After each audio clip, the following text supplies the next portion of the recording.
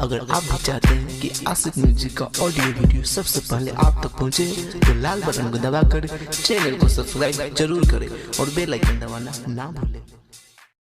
बोला बोला देवघर वाले बाबा की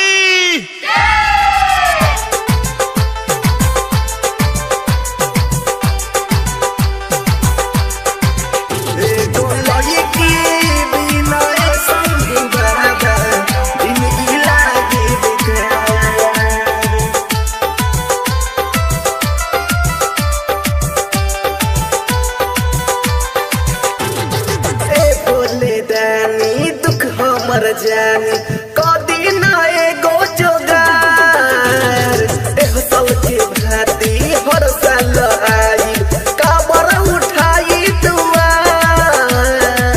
बच्चा तुम्हारे लिए हम क्या जुगाड़ करें? ए भोले दानी दुख हमर जानी कर दी ना एगो जोगार एह साल के भाती हर साल आई काबर उठाई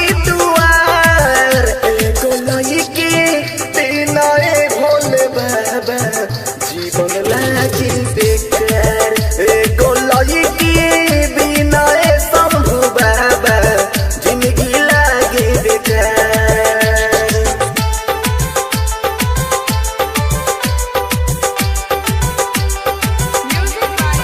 एगो लड़की बिना शंभू बाबा जिंदगी लागी बेकार।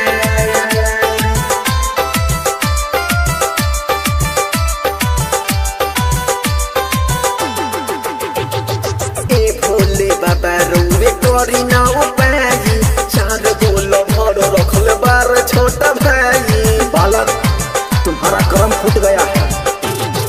ए भोले बाबा रुए करी ना उपाई चार बोलो भर रखल बार छोटा भाई।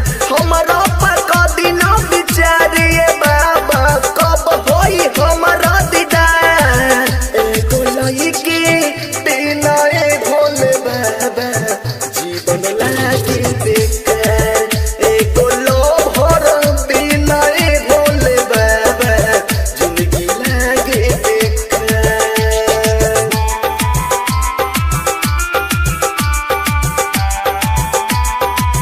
एगो लोभर बिना ए भोले बाबा जिंदगी लागी बेकार।